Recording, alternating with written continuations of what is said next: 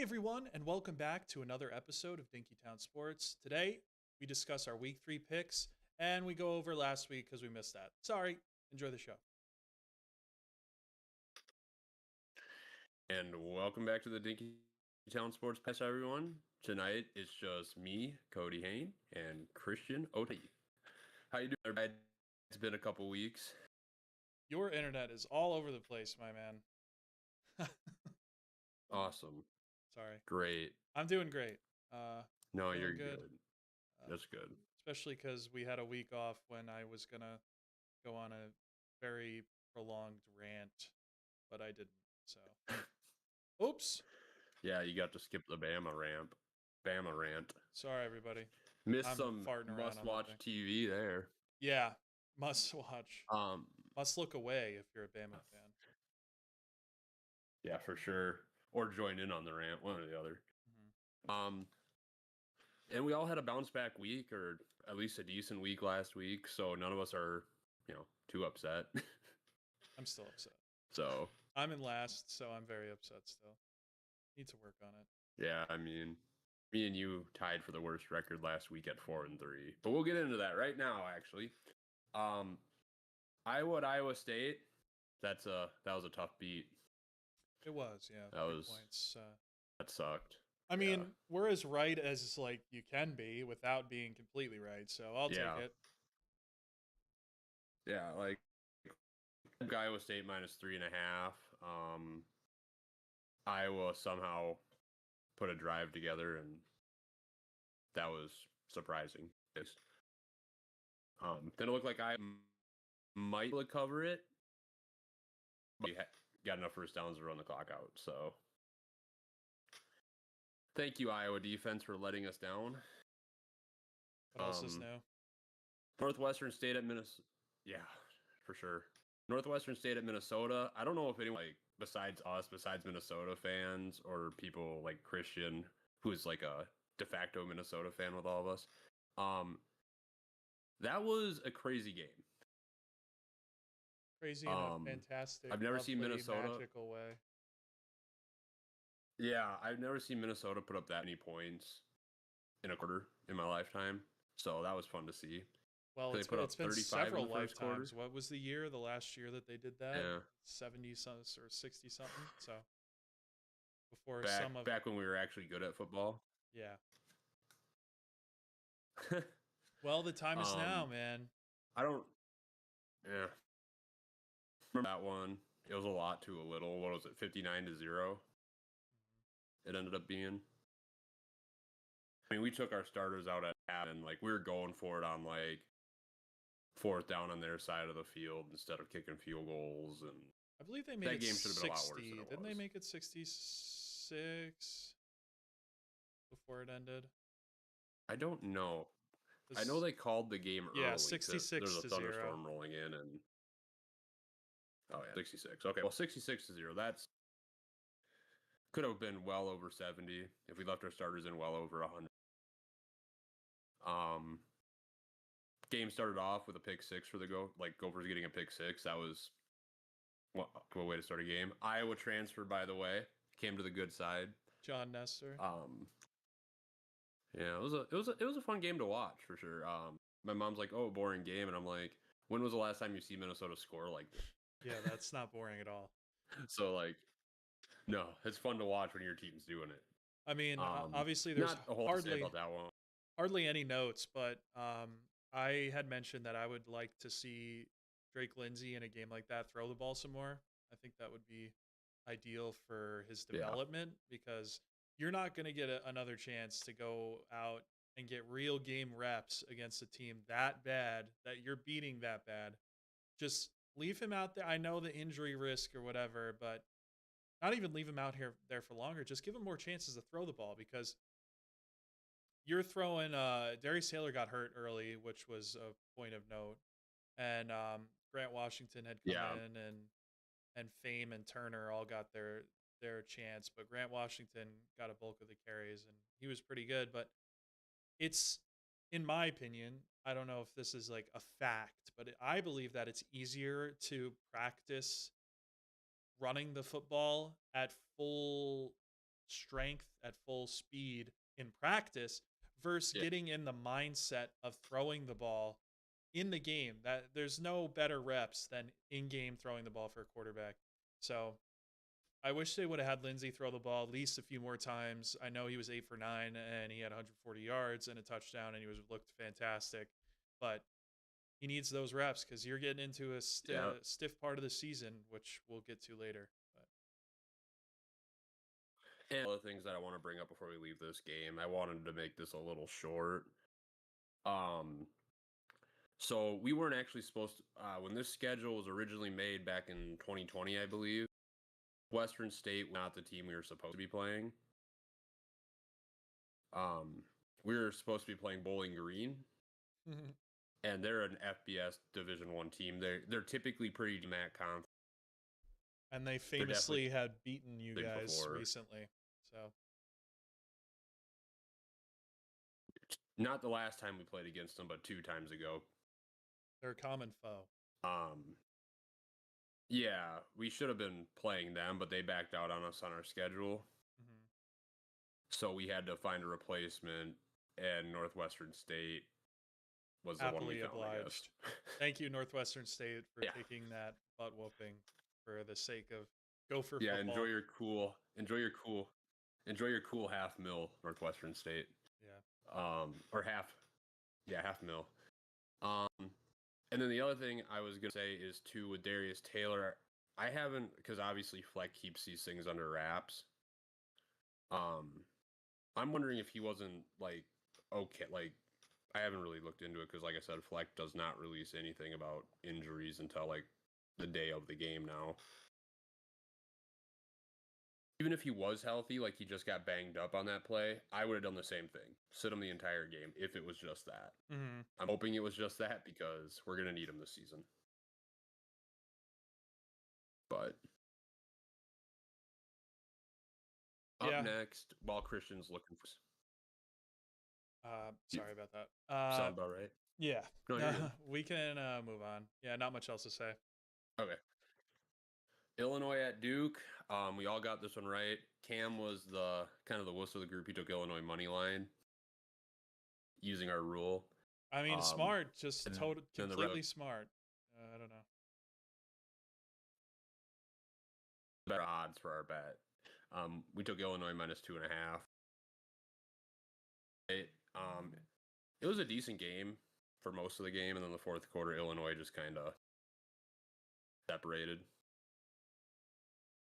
Yeah, I didn't think this was much of a game, honestly. I thought the line was pretty favorable for Duke, considering they didn't play very well their week 1, and Illinois kind of returning a lot of guys.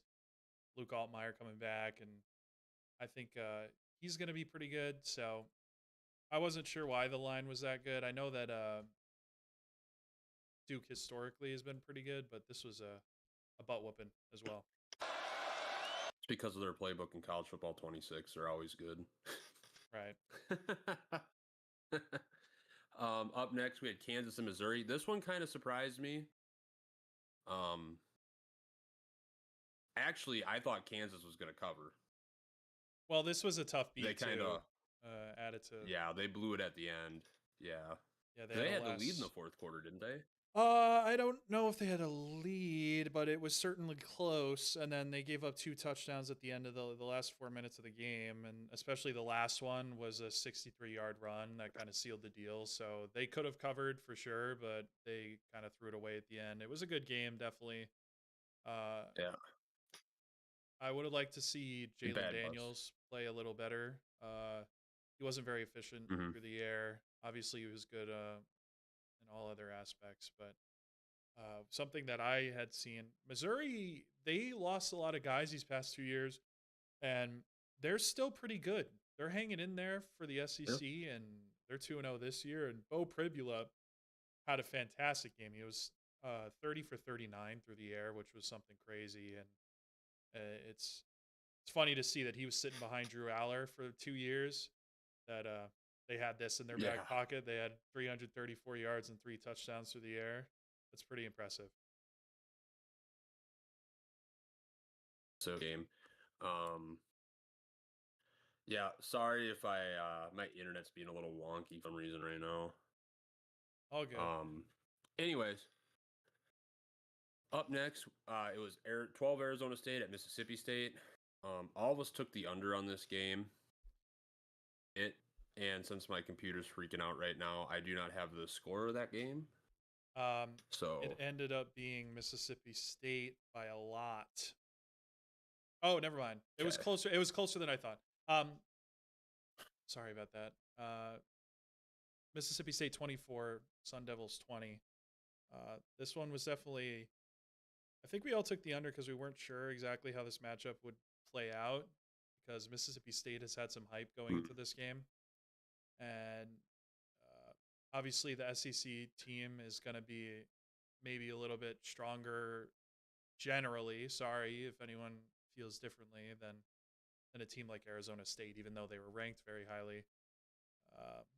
Sam Leavitt didn't have a great game for them, and on the other side, Blake Shapen on Mississippi State played really well, and I think the under was kind of safe because you knew this was going to be one of those games that was going to be drawn out and probably pretty close. So glad we all got that right. Yeah, for sure. For sure. I will say if you take the SEC or the 10, like if they go and play a Big 12 opponent, I would say the talent is more on the Big 10 or SEC team typically. Usually. Not trying to diss the Big 12. Usually, yeah. Like I'm talking like your middle tier to high tier teams versus the low tier, because low tier gets a little mucky. I don't think Northwestern's going to go compete with Arizona State. So I think they rushed the field after this too. So this is a big win for Mississippi State to get. Yeah. Because everything with good for the program. Mike Leach passing away a few years ago, and them having a hard time recovering from that, finally getting something going, and they have a pretty easy schedule headed into SEC play, so I could see them being 4-0 and probably ranked in the 20s by the time they get to Tennessee. I think it's in 3 weeks' time. So yeah, for sure. It was cool. Up next we had Louisiana Monroe at 21 Alabama. Bama had a resurgence here. Yeah, you could say that. Good thing. Well, compared to week 1, it was definitely a resurgence. Yeah. This was Zach's stupid pick of the week. He took UL Monroe plus 35.5. He actually got one right this year, though. I don't blame him. I totally don't blame him for taking that pick. I don't think that was a terrible, stupid pick of the week. I mean, he said he was going to tone it down a little bit because last year's were just like absolutely insane. Yeah, I mean, you can only go off of what you've seen. You can't predict something like that happening. And it's hard to say because you go into it and either, obviously, everyone was talking about this game. Everyone was talking on Twitter about how the effort was an issue, and Coach DeBoer was going into this game thinking and saying that they were going to have a different mindset, and words only mean so much. I was saying this on social media. I was like, words, words, words. I want to see it on the field. And obviously, with a grain of salt, it's UL Monroe. Okay, this is not a good football team that they played, but seeing them play 4 quarters, max effort, it felt like every play, not letting anything. I don't know that Monroe had positive yards going into the half. It must have been close. They didn't have a play over 6 yards until the second half. This was a butt whooping that was needed. I think they needed to flip the switch and get into the mindset that they're playing football. They need to be ready for that. And I know that, again, the grain of salt, it's UL Monroe, but this was a good showing. Ty Simpson was perfect through the air, 3 touchdowns. They had Austin Mack, who's our backup quarterback, come in the second quarter with like 10 minutes left in the second quarter to get a high red zone drive in, get a rep in. So this game was over pretty quick. It felt like the Minnesota game as well. Just one-sided, completely bashing the other. And it was nice to see, especially considering how bad they were week 1. Um, no other notes. We had three quarterbacks throw multiple touchdowns, which was, I believe, the first time that had ever happened. And we had a few young guys that really stepped up. AK Deer, the running back, he's a freshman, and he had a huge run at the end of the game. I think it was 50 plus yards. Another really good game from Jeremy Bernard, who in my opinion, I think that he is better than Ryan Williams, which is crazy to say because Ryan Williams is like considered this all. He was a Heisman watch preseason. I think it was obviously Bolitnikoff watch preseason, and people have him like right below Jeremiah Smith on most tiers of wide receivers. So Jeremy Bernard, another really good game. He's definitely on most people's radar at this point.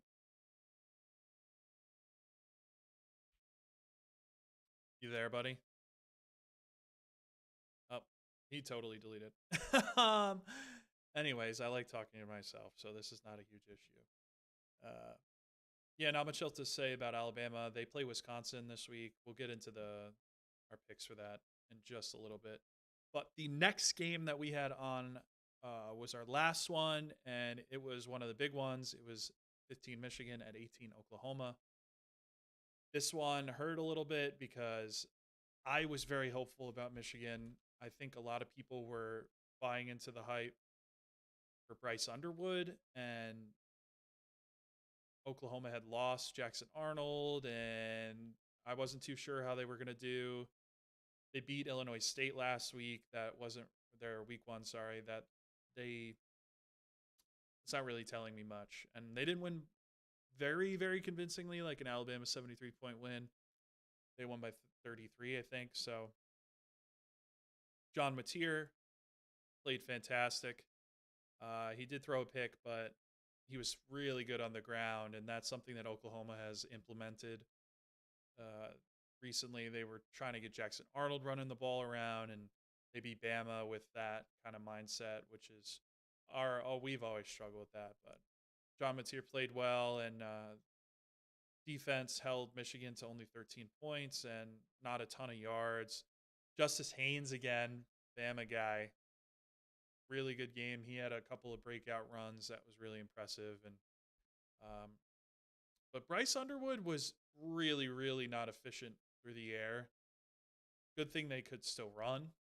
That's sort of been their thing, and yeah, I bought into the hype. So the pick ended up being Cam and Zach. They were correct. Cam took the Oklahoma spread -4.5. Myself and Cody ended up taking Michigan +4.5, and Zach took the under. So it ended up being a pretty good week for Cam and Zach. Cam missed out on a perfect week. We have not had a perfect week yet on an extended. I think we've had perfect weeks on like 3 games that we picked, but this was 6 games or 7 games, and Cam missed a perfect week by 0.5. He got the Iowa State wrong with everyone else. That's really bad beat. If he would have parlayed that, that would have been very impressive. I would have been very impressed with.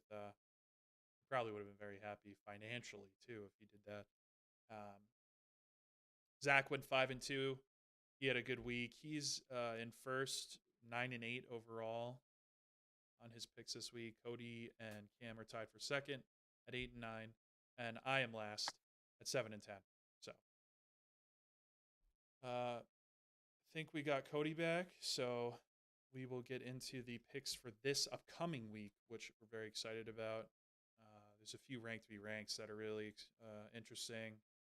Minnesota gets their first test, which should be a classic, I think. And yeah, do we got you, Cody? Yeah. Kind of. Kind of. Okay. What's going on? Like, the internet is like top of the line. It's 1.25 gig. It's gonna be happening. Yeah, it is not happy with something. But we'll get into the picks for this week. We're going in chronological order, I believe. So first pick is Kansas State at Arizona. So this one's interesting because Kansas State was ranked pretty highly coming into the season. They were returning a lot of guys, and they have been disappointing to say the least. Um, they had a week 0 game against Iowa State in Dublin that they lost. And it was a close one, I will say, but I would say that they looked outmatched and they kind of hung on. So, and then they beat the University of North Dakota barely, which I'll credit to North Dakota. They're a great FCS program. Um, I would say if you were ranked, you probably should be beating that team a little better.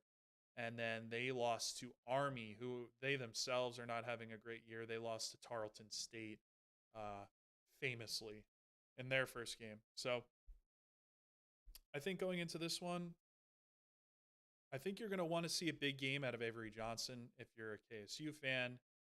He's kept it clean. He doesn't have a ton of turnovers, but he hasn't been super duper impressive on moving the ball down the field. And just seeing more efficiency overall, I think. But on the other side, Arizona's 2-0. They beat Hawaii pretty bad week 1, and then they played Weber State, which is not really anything special, beat them handedly. It's interesting to see because last year we really liked Arizona. I think everyone in the pod was kind of partial to Arizona. Tet McMillan obviously got drafted, so it was going to be interesting to see how Noah Fafita handled it, and I think they had some coaching changes over the offseason. Yeah. But he's handled it very well. And when you lose Scatabo or Scatabo, however you pronounce it. He was not on Arizona. He was on Arizona State. Oh, you're talking about Arizona. Sorry, yes. My bad. I thought we were talking Arizona State. All good. And I am way off on this. Yeah, he's all over the place. It's fine. But they've found another star, Javin Watley. He's a senior for them. He's kind of taken over that role. He has 130 more yards than anyone else on his team in receiving. And they've been pretty efficient on the ground as well. Their leading back has 10.4 average yards per carry, which is very impressive. If he can sustain that, I doubt it. But Fafita himself, 67% completion, 6 touchdowns, no picks. He's taken a few sacks, but what are you going to do with that? He's been impressive. They've just been impressive overall so far this season. Obviously, I think Hawaii is a little bit better than they usually are, so that's a pretty good win to have 40-6. But yeah. Obviously, they haven't been really tested yet, so this will be their first real game that I think is gonna show what they have. ESPN Analytics has Arizona favored 61% to 39. So I don't know if you have any thoughts on this before we go into picks. I've been trying to get I personally right now, I don't think it's my internet. I think it's my computer. Because I have no problem stream live TV, but I was having issues on the podcast. So, are you still streaming the game? That's probably your issue. No, I turned it off. Okay. No. Interesting. And with 1.25 gigabytes of download speed, that had that on before watching it. This is something. I don't know. Maybe it's because of the game everyone's streaming, so maybe that's slowing it down a little bit. But anyways, did you want to get into our picks? I know you said. Yeah, we could just try to fly through this since you're not having a great time. So my internet, yeah. I have no idea what's going on. It was working just fine before. Like, it was a little. All right, so KSU is still favored, which I guess I don't mind. Obviously, they were the better team coming into the season, so I don't mind it. KSU is -1.5, so it's basically a coin flip. Negligible difference between them. So, and the over/under is 54.5. So they're expecting some points to be scored. I will go first here. Like I was saying, KSU's pretty much been underperforming expectations. I think they were ranked 15th, I want to say, when they opened up the season. So definitely not how you want them to be playing, but there's still plenty of season left. But I think I'm going to go with Arizona here. And yeah, +1.5 is basically just the money line at that point. So I'm going to go Arizona +1.5. Not sure about the over/under, so I'm a little worried to say the least. Yeah, I'm going to go with the same here. I'm going to go Arizona -1.5. Plus 1.5. I think, sorry, plus 1.5. I just think that Kansas State is struggling. Now, maybe they could turn it on. Like, they have the quarterback, they could. But isn't their star running back still hurt? I believe so, yeah. Yeah, he got hurt first play of the Iowa State game. Yeah, so they're missing him dearly, feels like. Feels like DJ Giddens was kind of holding them up last year as well, so we'll see. But even so, they competed pretty well against Iowa State. It's amazing to see that. I think that says more about the lack of strength in Iowa State than the strength of Kansas State. I mean, fair enough. Fair enough. Because I don't think that University of Iowa, is at their peak, and they had a real close game there. No. So I think Iowa State's defense is pretty good, but it's just like Iowa. Their defense might be good, but their offense has not been clicking at all. Beck has been having a hard time, which is kind of weird to see because he had a pretty good year last year. But who knows? Up next, we got 12 Clemson at Georgia Tech. Clemson's only 3.5, and the over/under set at 51.5. Did you watch the Clemson game last week? Against Troy, I did not. No, but I was scoreboard watching, and I think Troy was winning for a moment, later than you would expect them to be. I thought it was the fourth quarter. Like, I was kind of like on upset alert. Yeah, Troy was up. Until halfway. Let me find the minutes here. Yeah, halfway through the third quarter. So, they started the game strong, but Clemson, I think, as a point of their fitness maybe and their coaching, was grinding it out until the very end. I don't know what I want to take on this game. I'm not going to lie to you. Yeah, this is an interesting one. I think I saw that Haynes King is supposed to be back because I believe he was hurt for the Gardner-Webb game. If I can confirm that. Well, at least you're only missing for the Gardner-Webb game. Yeah, if I can confirm that, that would make my pick a little bit easier to make because he is very important to their offense. Sorry about this. No, you're good. It's hard to keep up with 134 teams or whatever. So as of an hour ago, according to Pete Nakos, Georgia Tech did not list Haynes King on its initial injury report ahead of Clemson. So he is on track to play. I think that makes it a little bit easier for me. I don't think I'm buying into the Klubnik this year. I think I was a bit high on him coming into the year. But Georgia Tech is one of those teams last year, obviously you saw when they played Georgia, they can bring a really good team really late because they're very dynamic on the ground. Haynes King, obviously, this is hoping he's at 100%. Him and Jamal Haynes, they can go pretty crazy if they want to. So I think I'm going to go the Georgia Tech spread here, plus 3.5. I think, obviously, Clemson could have a chip on their shoulder come in and then just beat the brakes off of them. But I don't know that I trust Klubnik that much at this point in the season. Georgia Tech was a decent team last year. They played a lot of teams tough. I think their program's heading in the right direction. So I'm going to take Georgia Tech plus 3.5. I'm not trying to just agree with Christian. All these. Whenever we do this, our weeks go very poorly. Yeah, that's fair. Whenever we think it's like, oh, this is like, I don't think this is too obvious. I don't. Too obvious, and it's always wrong. Yeah, pretty much. That was for us. Or we'll get like a bunch of bad beats because we all chose together too. So, yeah, I'm going to take Tech plus 3.5. But luckily there's only two of us picking, so maybe the other guys will think differently. Maybe. Well, if it's been working for them, I don't know. Yeah, that's fair. I'm having a bad year so far. We'll figure it out. You had that one really bad. Yeah, I went 1-6 or something ridiculous. Fell apart, yeah. So you've been decent besides then. Yeah. So up next we get Wisconsin going to number 19, Alabama, in Tuscaloosa. Alabama is favored by 21.5 points, and the over/under is set at 46.5. Wisconsin's bad.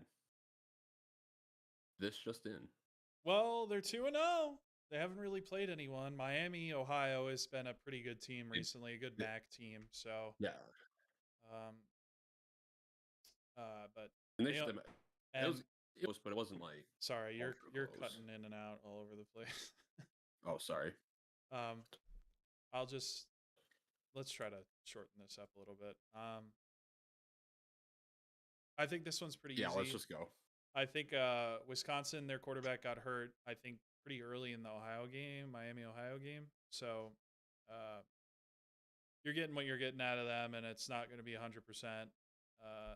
And I think the newfound Bama motto and their motif is going to be trying to beat the brakes off everybody as much as possible. They're not letting up even a little bit. So I think this one's pretty easy, Alabama, minus 21.5. The over-under is pretty low, so I wouldn't hate taking the over here either, but I'm going to go safe what I think with the spread. So I'm going with the over, actually.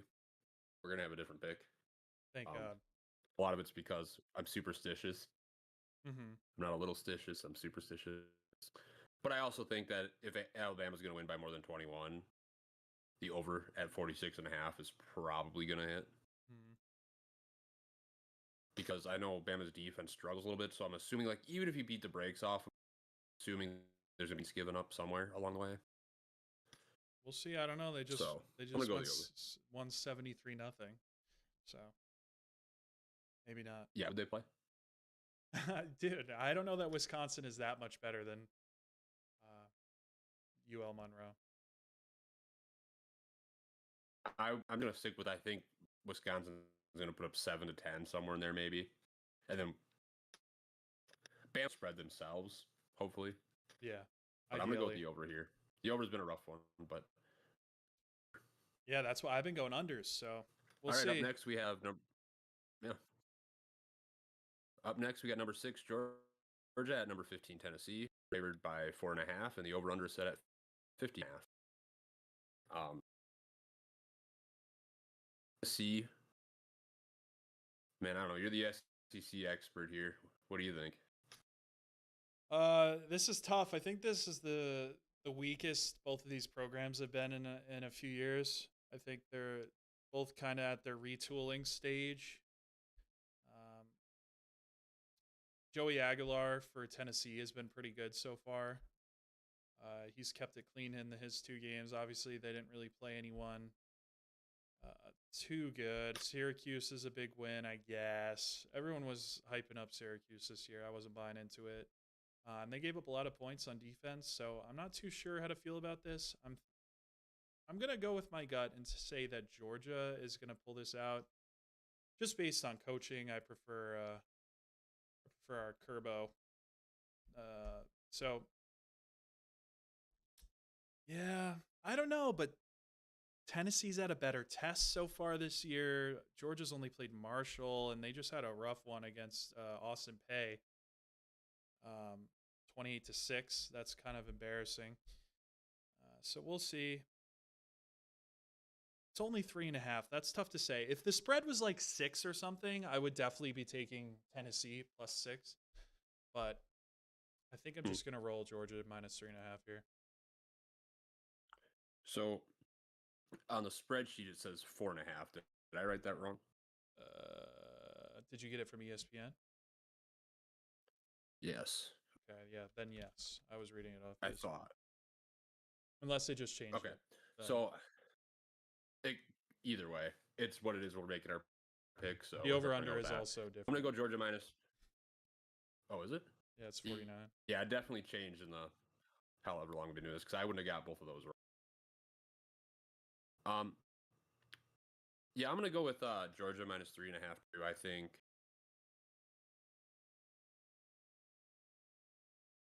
be out to prove something after the Austin. Did you say Pay? Is that how you actually pronounce that?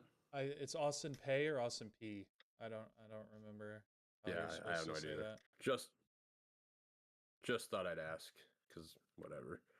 But I'm gonna go Georgia either way. So on to the next because Uh, Burnett is deciding to be funky. 18 USF at 5 Miami, and this one's going to be fun because USF has played Spoilermakers already. They have 2 ranked wins, which is really cool. Their coach Kolesh has been probably one of the better coaches, just like in terms of shooting above their weight and getting the most out of less, I would say. Um, Byron Brown has been an elite dual threat quarterback so far this year. He's got nearly 500 through the air and 100 plus on the ground. So, and especially against 2 supposedly good teams, Boise State, I think, was a little bit of a miscue on the rankings part preseason. But Florida was supposed to be good this year, I think. Not a lot of people were happy about this. I think they were saying that Napier's on the hot seat now, and their whole season is on the line already. But USF is a good football team. I think they're really well coached. I think that the way that they run their offense is really tricky. And obviously, Bama's had issues with them the past few years. Um, but this was going to be fun. I don't know that I'm buying into them winning 3 ranked games in a row. I think that would be like an all-time great run from an underrated team. So I don't know if they have a chance to win this game, but when you look at the spread, 17.5 points, what are we thinking? This I can't remember the last time I saw 2 ranked teams with the spread this big. I still think that they're underrating USF a lot, but this is crazy. I'm taking USF plus 17.5, and I think the under is another good pick for this one. So, but I'm just going to leave it at that. So I agree. I think. See, here's my. I don't want to pick the same as you, but I am feeling the exact same in most of these games. Yeah. No, it'll work one week. So 1 week it'll work out.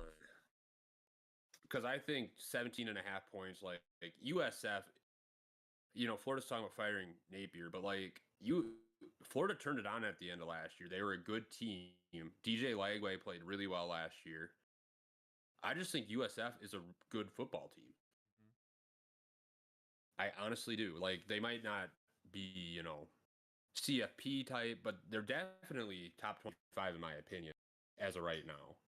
Because they beat the brakes off Boise State. They got the best resume probably was overrated in the country right now, for sure.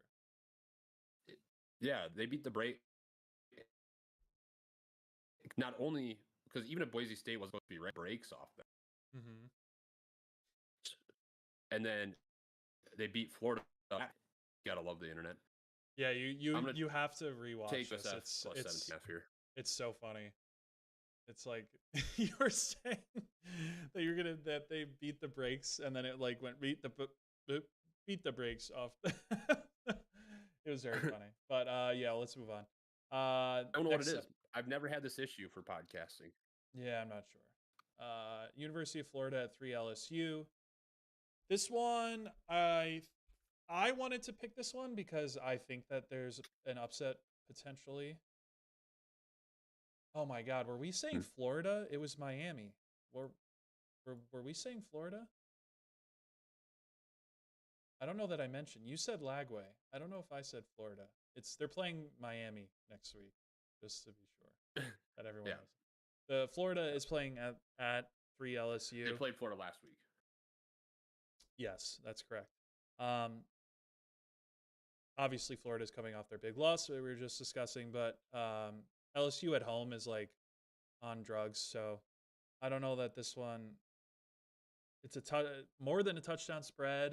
That's a little interesting to me. I think LSU didn't look great last week, and if we're thinking that Clemson isn't that strong, then their week 1 win against them isn't really that impressive. I think that they're a little overhyped at number 3. I think that they're more closer to like a 10 or an 11 by season's end. I think they're going to end up with a loss or two this season. But I don't think it's going to happen here because obviously going into the Death Valley is going to be brutal because that's one of the harder places to play.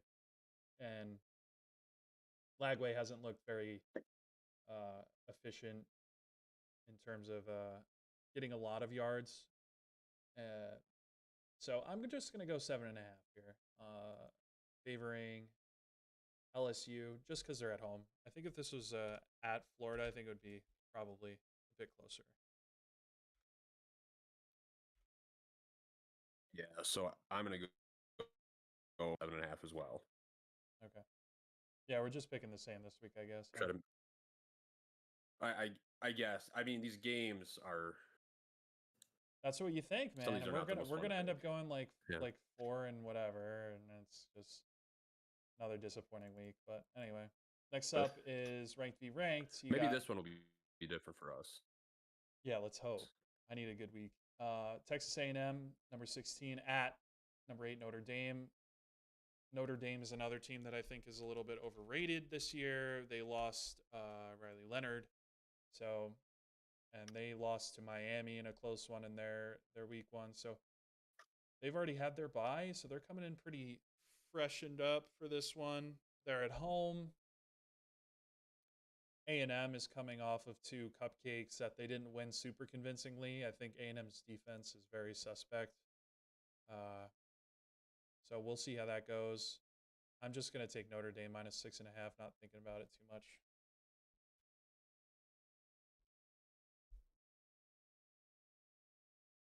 The entire city's internet, I tell you. What are you taking here, Cody? Sorry, I was trying to pull up my ESPN app because I'm debating on the over again here. And it's not just my internet, it's also the just normal phone stuff too. You know what? I'm gonna go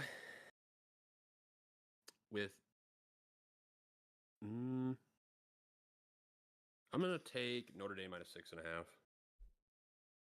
I didn't want to do it. I was thinking about the under a little bit myself. I was 100% thinking about the under, but I couldn't. My ESPN wasn't loading on my phone. Go for it, dude. Come on. Are you trying to? All right, fine. Be that way. No, there's been I'll take the under. Notre Dame's played a couple high scorers, so and so is A&M. So is A&M. So I think their offenses are going to be okay. So yeah, again, too early to tell. I'm not too high on either of these teams. So yeah, we'll see. Next up, unranked, egregious, by the way. They should be ranked. Vandy at number 11, South Carolina. So this one's going to be a banger, in my opinion. This is like, you get to see what these teams are made of because South Carolina's had a lot of hype going into this game. This season, Lenore Sellers was on Heisman preseason watch, and they just came off of a week that they didn't look super fantastic against South Carolina State, but they ended up winning by 28. And they didn't have a fantastic win over Virginia Tech either in week 1. So I think you're going to see both of these teams at their best. I think you're going to get a really good game. It's a close spread. ESPN Matchup Indicator has South Carolina 65% to win, so they're a little bit higher than the sportsbook is, but I think South Carolina is going to take this out. I think that they're the better team in terms of overall, but I think Diego Pavia is definitely up there for one of the better underrated quarterbacks. But I'm just going to go South Carolina. I wouldn't be surprised, though, if Vanderbilt ends up taking it. Yeah, I mean, Vanderbilt did this last year, too. They beat a couple of big-time teams. Don't remind me. Yeah. Christian's feeling love there. Vandy's been putting up points. Granted, they only played Virginia Tech and Charleston Southern. South Carolina State. I'm South Carolina State. Yeah. Charleston Vandy Southern. played South Carolina State. No, oh my gosh. Yeah, they played. No, you're right. You're right. I thought you were talking about South Carolina. I'm sorry about that. Yeah, Charleston Southern. Yeah, because they both played Virginia Tech. So yeah, they both played Virginia Tech. You know what? I'm gonna do something crazy. I'm gonna go with the over. The over? Nice. Yeah, both their offenses are playing. Like, obviously, they haven't really played to a good team yet. I think these guys will be better, but their offenses are. I mean, there's probably some confidence there. An SEC over under at 49.5, I think has more of a chance to hit than pretty much anywhere else in the country, except for when the Pac-12 existed. Yeah, right. So I'm gonna take the over here. Alrighty, and then into our last game, what we've all been waiting for, Minnesota at Cal. This one's gonna be a fun one. Big test. Big test. A lot of people are very excited about Cal this year. Their quarterback has been on people's radars because I think he's also a freshman. Let me confirm that. They call him JKS because he has an extremely long name, and I don't feel like trying to pronounce it either. But he seems like the next Polynesian fella to come out of Hawaii, and he has played well. He's looked good. He's had some flashy plays. So this will be interesting. But I think that that's a red herring. I think that we're looking at a team that is all hype. I think Minnesota is the best that they've been since the Tanner Morgan days. And just as a collective, I think that the defense has looked really good. They've looked like they've been going max effort in every snap. Their secondaries look good. Nestor obviously had his really good game last week. And you know what you have with Perich back there. So they're really good. The front seven has been fantastic. That's what I was preseason hoping that they were going to improve on, was stopping the run, and they have. They've looked fantastic. So we'll see what a dual threat quarterback looks like for them, what they can do to handle that. But I'm not buying the hype on Cal just yet. We'll see how it goes. But this is a late one. But I heard that they were practicing late for the few weeks leading all week leading up to this. So I don't think that they're going to be caught off guard by the time change because it is a 10:30 start for them, which is late. So 10:30 Eastern, I should say, it's starting, and that would be 7:30 p.m. California time. And 8:30, 7:30. No, you're right. 9:30 Minnesota time. Yes, right. Mountain Time's in there. Yes. And then I want to see Drake Lindsay go crazy. I want to see him put it all together. I think the defense is going to play well no matter what. I think that they're like a foolproof squad. They might get caught out here and there because they're flashy. They don't have much to lose. They got a freshman QB. They're going to try to do some things. I wouldn't mind if maybe they had a few touchdowns, but I think that Minnesota can produce on offense this year more than most years. And that's what I want to see. So I'm going to take Minnesota. So it's within 3. I'm going to take the money line here just to be safe. All right. So obviously I'm going to make the Minnesota pick as well. Minnesota fan. I think the defense is going to be insane this year. I think this defense looks a lot like what Iowa's does, but with a more competent offense. Wow. That'd be something special. Maybe not as like sack happy, but like forcing turnovers and just being good on the front seven. We have a knack for forcing turnovers against teams. It's been that way even when we were not great or just mediocre. Our defense has always been good at turning the ball over. If you look at their quarterback stats, like Lindsey's 27 of 44, 429, 3 touchdowns, 1 pick. JKS is what you said his name was? Yeah, I'll give it a go. I won't mind embarrassing myself for this one. His name is Jaron Kiwe Sagapulatele. So I think that's actually how you. That's gotta be pretty dang close. Yeah. But he's 47 to 68, 3 touchdowns, 1 pick with 501 yards. Their stats almost look similar. And that's with Lindsey only playing like a half of football last week. Right. Cal did kind of beat up on Oregon State, and then Oregon State lost by 2 possessions to Fresno State, so they're not a strong team. And then California won like 35-3 against Texas Southern. So neither team has faced a real big test yet. The first week of Minnesota, if our receivers catch the ball, that's an absolute blowout. Right. Yeah. So I'm going to take Minnesota -2.5 here. I think it's a little Give me the better disrespectful. odds. You're taking 2.5, even though you don't have to. Yes, I am.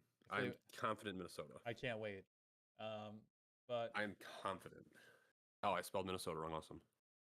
That's fine. I don't mind. I don't know how to spell Minnesota. Minnesota. Well, yeah, this will be their first test, though, so I'm interested to see how they handle that. Buffalo's a good team, I will say, for what they are. But yeah, they're 10-win team last year, and they've returned a lot of people this year. Yeah, what would you rather, a 10-win MAC team or their ACC now, I guess, Cal team? I don't know. We'll see. I'm excited. Lots of good games to watch this week. I think we were a little hard. Last week was brutal in terms of games. There wasn't really anything going on last week. That's why we didn't have an episode. On top of Alabama having looked so poor in their showing week 1, I think it's better for everyone that we didn't record anything. And yeah, probably. I probably won't post this on Spotify either because of the internet issues. See, now that we're getting to the end of the show, my internet looks like it's running fine. Yeah, you've sounded pretty good for the past couple picks. So, of course, that's what happens. I know there are some times when everyone like hops on to their Midco Wi-Fi that it can slow down a little bit. But 1.25 gigabytes of download, I should not be, even if I am streaming something. Right. But anyways, it's neither here nor there. Enjoy another really, really awesome show that had no technical difficulties whatsoever. Hey, we maintained 2 concurrent viewers for the whole time. So thank you, Kyra. And then I'm assuming it was Zach that popped in or whoever. Probably. Appreciate thanks, you guys. watching. We'll see y'all back here next week. Roll the boat, Sky Yuma. Go Gophers. Roll Tide. And roll Mavs for Cam. Yeah, whatever. They need to start showing up if they want to have their things in the end of the show. Well, Cam's working. I can't blame that dude. I can. Figure it out. All right. You guys have a good week. We'll see you. All right. Bye-bye.